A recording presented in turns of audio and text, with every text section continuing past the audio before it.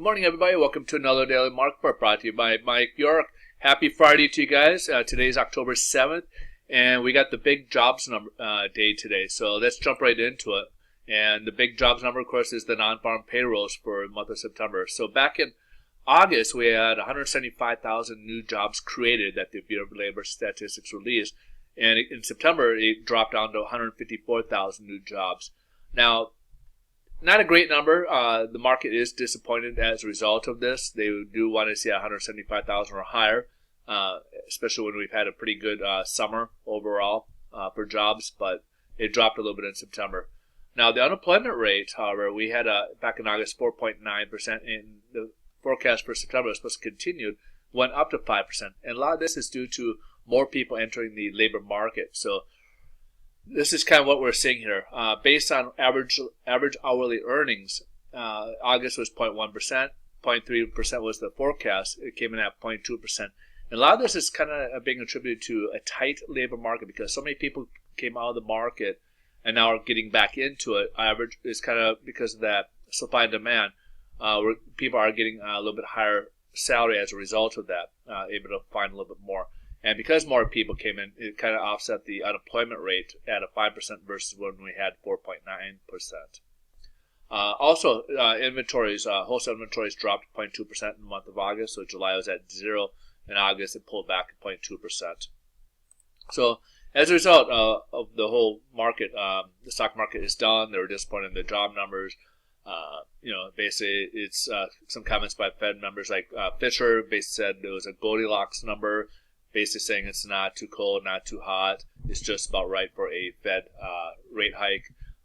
Basically, that's the comments that were being made of Fed rate hike. Now, it's not probably a hot enough number for November meetings, but a good chance that the Fed will raise rates in the December meetings. Also, over the past 24 hours, the UK pound, the pound in the UK has been taking a bit of a beating. There are some comments made by Hollande in France, the Prime Minister of France, saying that he thinks the EU should have negotiate a tough exit strategy from England. If you remember, the UK announced in March 2017 is when they will apply the Article 50 when they exit EU, and they want to kind of make a swift one or kind of a hard cut at that point. And Holland, there's going to be a lot of negotiations going on. As a result, if the EU is going to dig in and make sure there's tough negotiations, it could be not bode as well for EU or England for that matter. So as a result, the UK pound's been taking a little bit of a beating over the last 24 hours. Here's the bond market today. As you saw, we had a little bit of a pullback yesterday. We did drop a little bit further. We did stay above the 100-day moving average. Today we did test the 100-day moving average just before the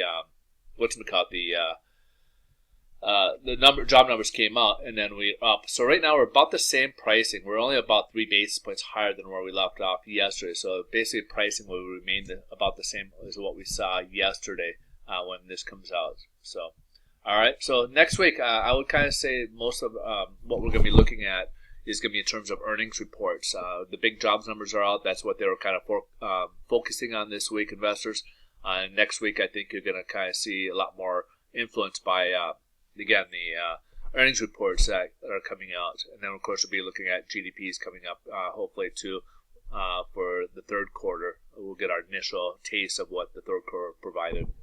All right, folks, you guys have a wonderful weekend. Thanks so much for watching. If you guys want to see updates throughout the day, check out my Twitter at Mike Bjork, BJORK, and go ahead and check out there where you can go ahead and you see my updates throughout the day of the market news on Twitter. All right, have a good one. Enjoy your weekend, and we'll see you guys on Monday. Or actually, no, Monday will be Columbus Day. The markets will be closed, so we won't be having a video on Monday. We'll see you guys on Tuesday. Take care. Bye.